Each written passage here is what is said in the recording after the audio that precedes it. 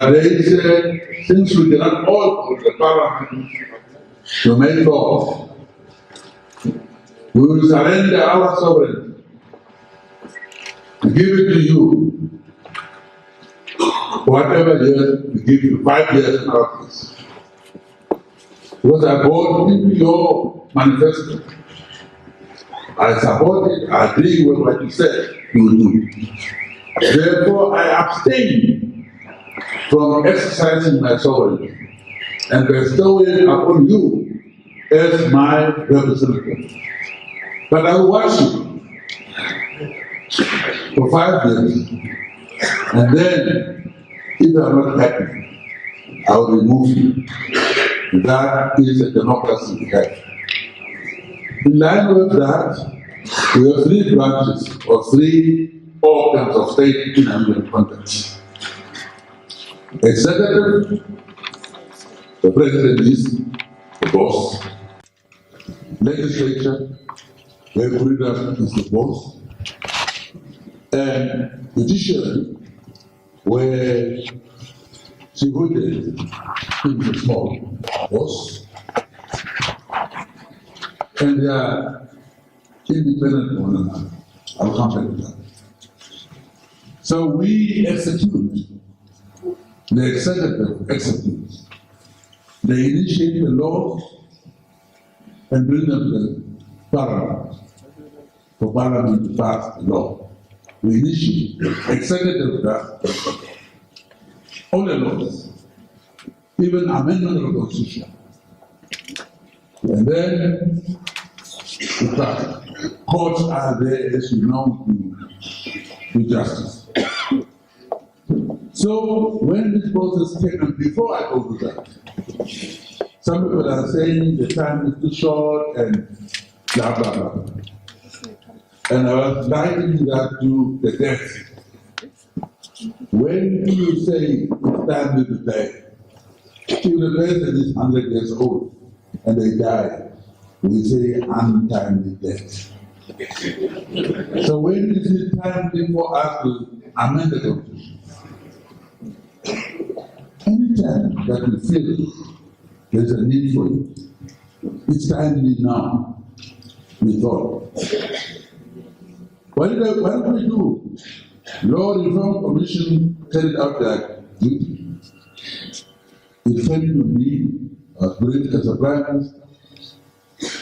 Immediately went to brief the President, the Republic, thereafter the Speaker and the Chairman, and the Cabinet, and thereafter Swapo Caucus, the ruling party, majority party, whatever you say.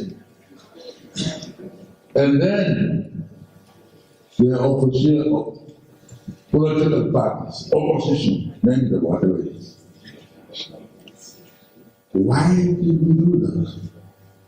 Because I thought they were representative of the people who sent them there. As I said, after creating the state, we have now representative government. And those people stand in the parliament and say, we are the representatives. And I would say Swap was about 76% of the votes. We were sent there by the people, by you, including civil society. We represent them, that we have a mandate from them for 5 years. The first question I'm asking is, where do the civil society that we have here derive their power from? The mandate from? From whom? That's one question you must answer tonight. We are representing the people who get the 76%, including civil society they vote. What settings are you having it? In this country, we have civil society, which is addressing all issues. When you have lobbyists in the United States or so on, they are issue-based. But here it's evident, which means they are politicians, but failed ones. They want to come through back door and co-administer. We say no to that. We are elected legally We are there to make laws and to govern this. I said, when I was going to invite them to talk, collect them all together and talk to them. I said, no, I respect people. I wrote letters to this is now maternity Benani, July 9, 2014, inviting him, his party, to come for consultation. Not information, for consultations. We have here, July 9 also, press, you can come and look at it. The Honorable Itikwa Mutenya, RDP, again, even so. Then, Ignatius Kwameni, July 10. Then Ben Ulanga, Honorable Ben Ulanga, July 10, also the same day. Then Honorable Henry Ferdinand March, July 10. Honorable Wachua Mambero, July 14. Then you have abuse Alpha, July 14, that UDF, Araswan, UDF, and then Honorable Asel Bai, Nuto, invited to come and talk to us. When they came, those who responded, all of them responded. When they came, I will take the floor, welcome them, thank them, and then say this is a consultation, not information session. And I say, what's the difference between consultation and information? Information, I will tell you, I have decided on this seat. And no questions asked, I inform you. Consultation is when I say, what do you think? You can express your views on this. Thereafter, I said, Dr. Saki Shangara will present the important issues on which there is a proposal for amendment of the Constitution. After he finishes, we will now start all over to discuss all those that are proposed as amendments. Must we do like that? Democratically, are you accepting that? Yes. Then Mr. Shangara will start to run us through the amendments. When we finish, then we start all over again with presidency, vice president going down like that. Discussing it. They ask questions, legitimate questions, just like Swab Caucus or cabinet also ask. Don't you think it's top heavy too costly to have president, vice president, prime minister, and maybe deputy prime minister? I said, yes, we know it's top heavy, it will be costly, but imagine war, which will result as from or misunderstanding. Imagine when you have war, it is in the long run more expensive. You even lose lives. So we are seeing that we are drifting away from that principle of one Namibia, one nation.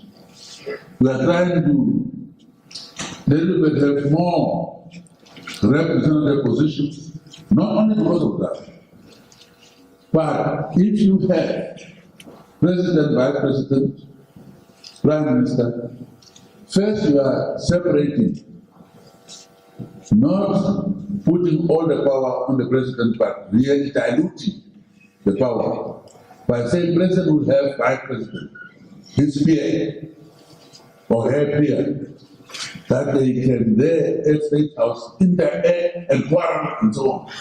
You can't do that with only security people around you. No. You order, they take orders. But if you have a level of presidents where that person is a vice president, they will interact, they will advise each other. And besides that, vice presidents everywhere are the principal advisors, and they are the ones who stand in for president when president goes. I'm a candidate, yes, I knew I was slated to be either vice president or president or prime minister, and I opted during the drafting of the constitution, prime minister goes. Because prime minister will have portfolio and therefore set up the administration. And in that you will see there is, when Taki is going to talk, that the prime minister's job had combined two things: administration and also to deputize the president and to advise the president. Two jobs. Administrative and executive. We are now saying it will be divided. That the prime minister will be in charge of administration and in charge of the parliament. Because we have a hybrid system. We have the presidential system and at the same time parliamentary system here in this country.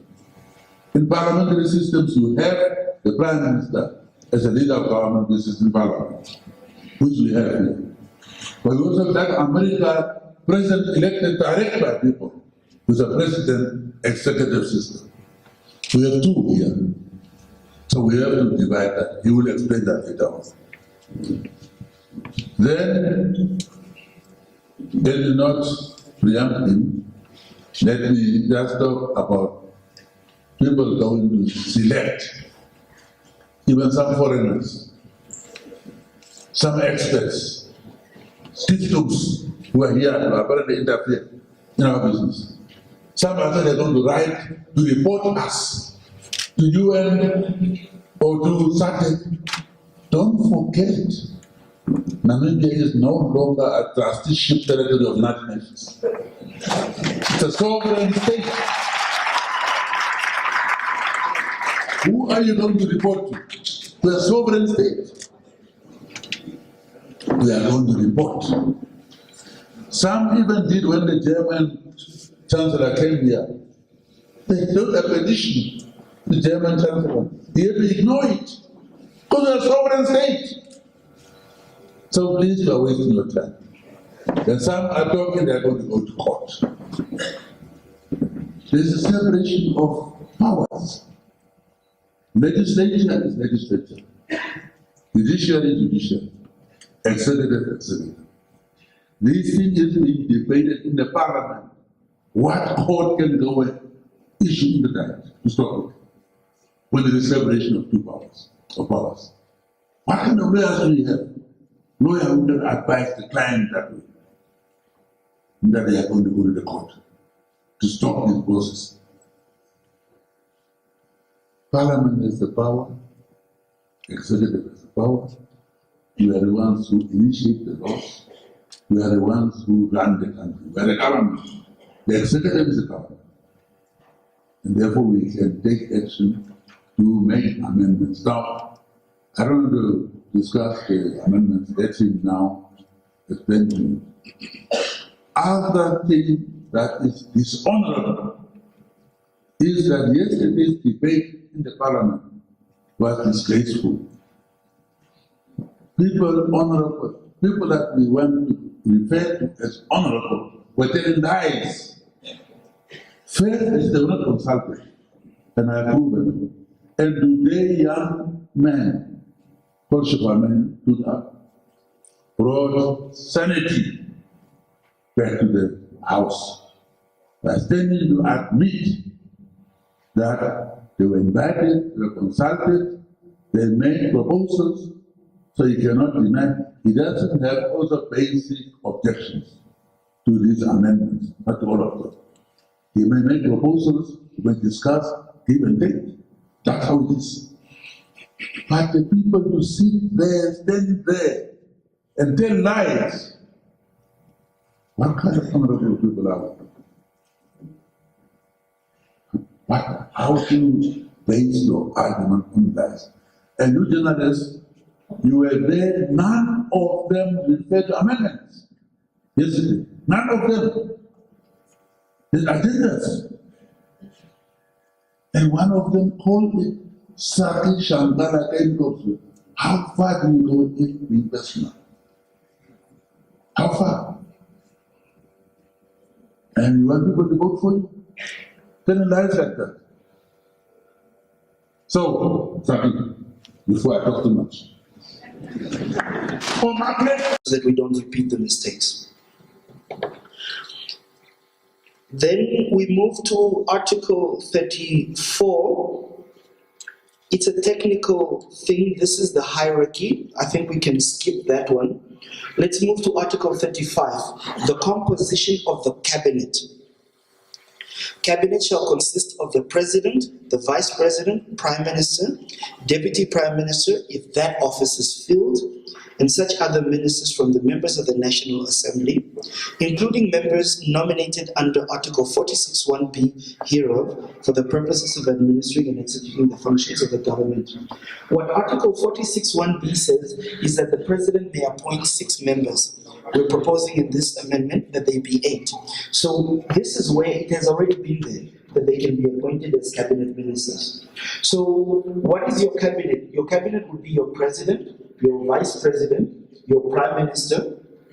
If there is a minister, if there is a deputy prime minister, but it's not mandatory, but there is a minister of foreign affairs by operation of international law, and then you have your minister of defense and minister of trade. So that would be your cabinet that you must have. But your prime minister, your deputy prime minister, is an optional. And this is reflected in the second sub-article, 35 sub 2, which says, the president may, if he or she considers it to be necessary or expedient, also appoint a deputy prime minister. So this is to make it absolutely and abundantly clear that the vice president, the deputy prime minister is not a mandatory appointment. Then we move to Article 36. This is where we outline the functions of the Prime Minister. The Prime Minister shall be the leader of government business in Parliament, coordinate the work of the Cabinet, and that is there. Now we add, as head of administration, and shall perform other functions as may be designated by the President or the Vice President. So this is to clearly separate, as I indicated, the function of being the deputy, to advise and to assist, and the one who's the leader of government business in Parliament, attends Parliament, is not with the President at the presidency. So this is trickling the power down. The Prime Minister now has more functions down. Previously, you would have heard Prime Minister doesn't have powers, whatever. They have the powers, but that role is being delineated now clearly. Then you go to Article 46.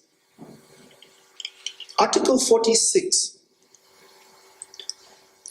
deals with the composition of the National Assembly. There are currently 72 members elected directly and 6 appointed by the President. The proposal seeks to increase them from 72 to 96 and from the 6 that are appointed to 8, just 2 more. Why? Population dynamics. Secondly, there have been suggestions received, you must have read it in the newspapers, that the executive is apparently dominating the legislation. So to dilute that, you then put more members in the National Assembly, and obviously your cabinet would not be 80 people. So you'd have more backbenches and there are committees. We had considered the proposal of removing the executive totally from the National Assembly, but the argument seems to be convincing that the culture of democracy where a minister stands up and is held accountable, questions are asked by political parties and they have to answer, is much more beneficial. And in any event, the separation of powers that is spoken of is not an absolute separation of powers. But these are just some of the considerations, so that it was considered, it just wasn't adopted. Then we move to Article The insertion thereof is then Article 1A after that one, just to clarify that every Namibian citizen who has the qualifications described in Article 17 hereof shall be entitled to vote in the elections for members of the National Assembly, referred to in sub-article 1A, and subject to sub-article 47, be eligible for candidature as a member. And then subject to Article 1C, the members of the National Assembly, referred to in Article 1B, are entitled. Because you increase the number then in the National Assembly, you also have to increase the quorum. So that quorum has moved from 37 to 53. The same ratio, it is 51%. However, because all the time Parliament, you would have heard, has to be adjourned because there are not enough members. We have ministers, they have travelled, committee members of the National Assembly, backbenchers also travel. So the quorum is being moved to 2 quorums. 1 quorum to take decisions, and a lower quorum just to sit and talk. This is in keeping with many, if I don't want to say all, because I haven't seen all of them, but many parliaments around the world. In a country like India, you have 550 parliamentarians, but their lower threshold is 55 members, and they can even take decisions. In our situation, we're saying only 28, but those ones only for the discussion, not for taking decisions. Then we move to the National Council. The numbers currently coming from the National Council are 2 people from every region. So if you have currently 13 regions, 2 times 13 is 26. Now it is going to be increased to 3 members from every region. So we'll have 14 regions, times 3, that will be 42. Then what you'd have is a recognition that when we started off in 1994, we only had 95 constituencies. Now there are 121 constituencies. So it allows for an increase in the number of the representation of the people. But you can't make it 4, because if you want to achieve, I know women have made this recommendation, some women groups, to say that they should be 4 for 50-50. You can't do that because this is a different election. It's not a party list. It's first past the post.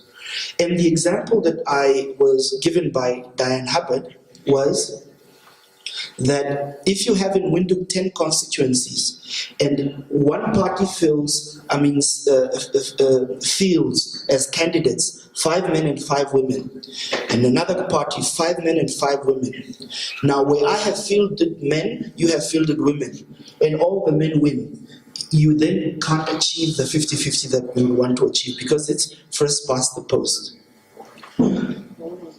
Then you move over to what we did with the National Assembly, we also proposed for the National Council, 2 type of a quorum. So when they want to take decisions in the National Council, they shall have a quorum of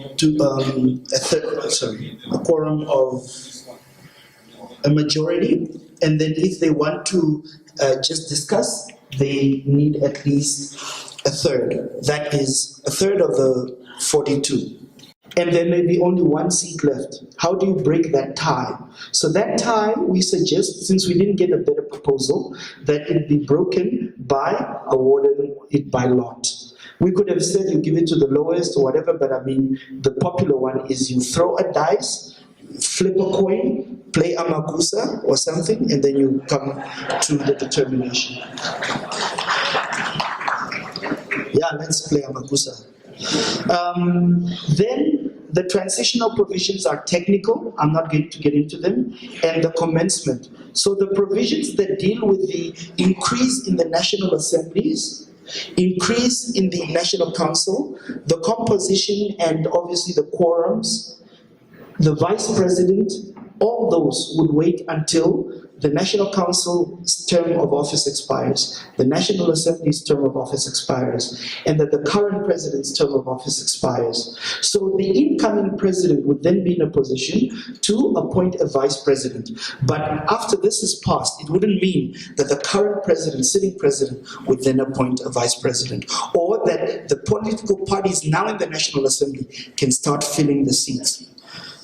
I think from the Prime Minister, I've completed. Right, Honorable Prime Minister. Honorable Ministers, leaders of political parties who are here, fellow citizens, members of the ruling party. I see a lot of flags here, which are very familiar. I just want to make a footnote to what Comrade Saki, and the most importantly, what the Right Honorable Prime Minister Dr. Hage Geingob said regarding consultation. First, you were told there was no consultation whatsoever. Comrade Saki, can you go to that document of 10 political parties, opposition political parties, dated 24 October 2012, more than 3 years back. That's when that consultation started. I just wanted to clarify this for the sake of the press. In those consultations with the Law Reform and Development Commission, those 10 political, among others, first, the Electoral Commission of Namibia, that it must be an independent commission, that not only the president alone must appoint members of that commission, but Parliament through the National Assembly must be also involved. We accepted that in the proposals. The same political parties, and most importantly, regarding what you are reading about the threshold of 5%, which is also being misrepresented even in the press, by the press. The political parties, they recommended as follows. One, a political party to be registered must have national character. And I wish maybe those proposals are displayed, so you read it for yourself. Document dated 24 October 2012. A political party to be registered must have a national character. Two, that political party must enjoy support in not less than 10 regions. That was from the opposition political parties, 10 of them. Three, that political party should have obtained half of the votes which were obtained in the previous national election, which presupposes that their proposal presupposes that when this law comes into operation, all political parties must register afresh. Because they said not less than 10 regions, the political party must get that support. Then we said, okay, for that, it's too much for that, what we call criteria, which they put themselves. Then we said 5% threshold before you are allocated a seat. In Europe, the threshold is 10%. In Germany, it's 10%. When is it proportional representation in some of those countries? Now, when they realize that, you see, 5% translates into about 45,000 votes. Then we read in the newspapers, death of opposition. But that one we dropped. Because they miscalculated themselves. It's not us. We dropped because we want policies which are to be supported by this nation. And they are now accusing our Right Honorable Prime Minister, our Vice President on the ruling party side. That is power hungry. Look, with the Vice President, they will share power. Meaning now, the power of the executive president will be reduced. As it was recommended by the opposition political parties, appointment of the Electoral Commission of Namibia, the power of the president will be reduced. Where is now the power of the president, which you read in the newspapers? Where did they find it? Where did they get that? We are trying also the judiciary to strengthen the independence of the judiciary. Anybody here, any academic here must tell me the proposals about the judiciary. Is there any interference? Now you are told the power of the National Council is being reduced. On the contrary, it's being strengthened in the proposal. Because currently now, in terms of the current constitution, it says when it comes to matters of finance, the National Council cannot do anything. But we are saying they can make corrections. But when you read in the newspapers, they say we are cutting the power of the National Council. There's a lot of misinformation, which I wanted to clarify. Then, how is the procedure regarding the constitutional amendment? I invite you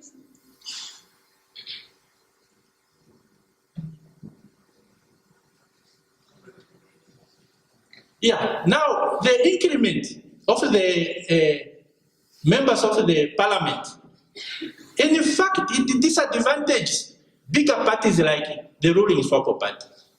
It benefits smaller political parties because the threshold will come down.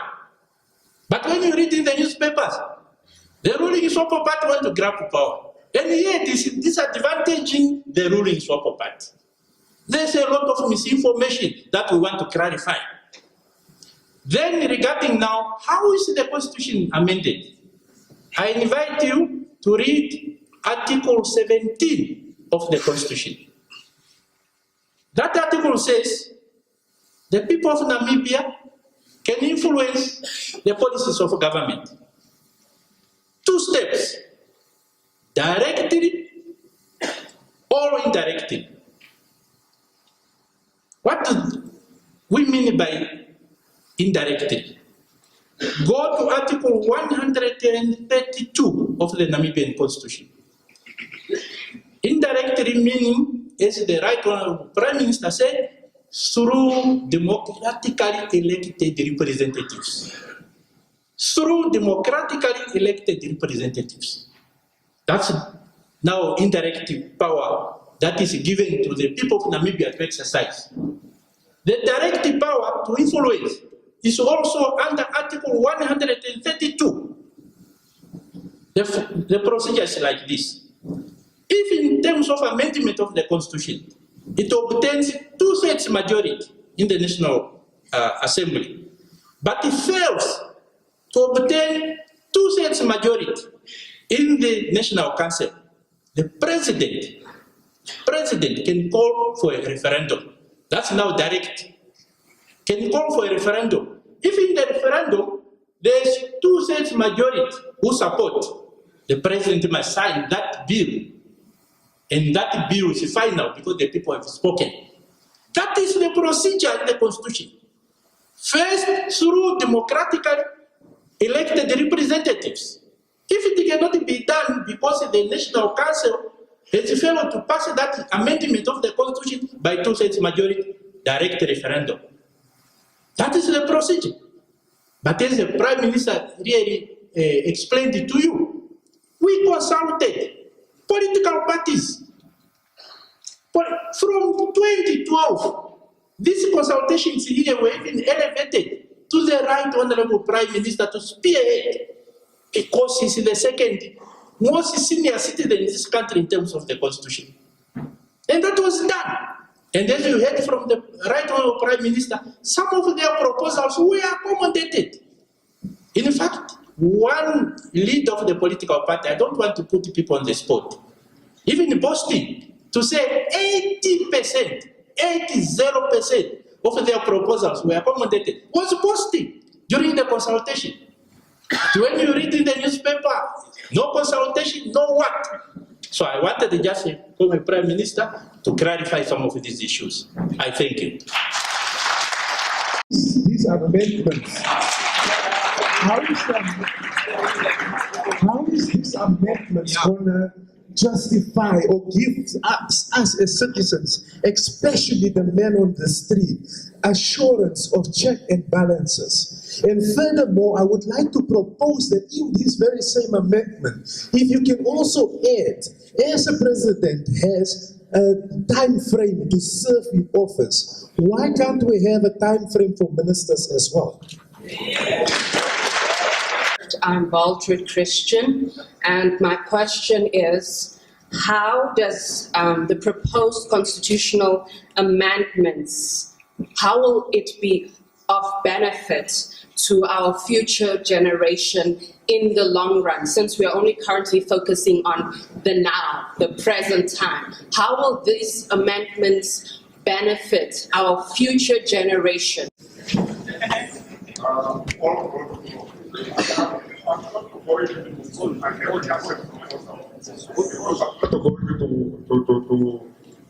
To question my leaders. If you know those who have been spoken as your leaders, will you please give chance to those who want to pose questions? It will be funny if I ask questions to my leaders who already represent me.